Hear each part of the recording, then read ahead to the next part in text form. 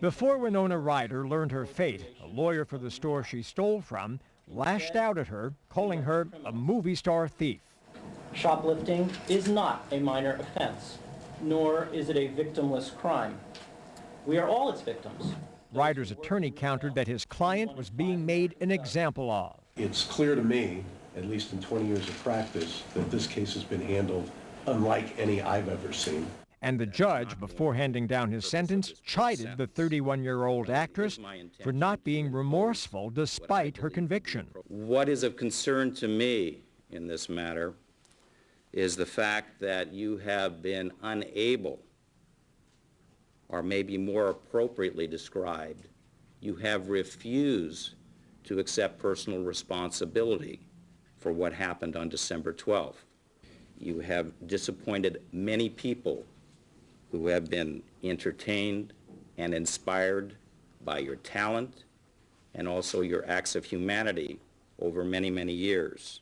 The star of such films as Little Women and Girl Interrupted will not see the inside of a jail cell following her conviction on shoplifting charges. But the judge sentenced Ryder to 3 years probation, more than 400 hours of community service, fines totaling more than $9,000, and mandated drug and psychiatric counseling. Ryder opted not to address the court before sentencing, but she was the star of an emotional highlight after her lawyer told the judge to take into account her good works that included putting up $1 million of her own money in 1993 as a reward in the case of 12-year-old Polly Klaas, who was kidnapped and murdered. Well, that didn't exactly go over well with the prosecutor. What else is offensive to me is for someone to trot out the body of a dead child and in some way say, because she supported You know, that is just so outrageous, Judge. That really is. For a year, and I'm asking She hasn't listened to anything for a year. She's only been on this case for 4 months.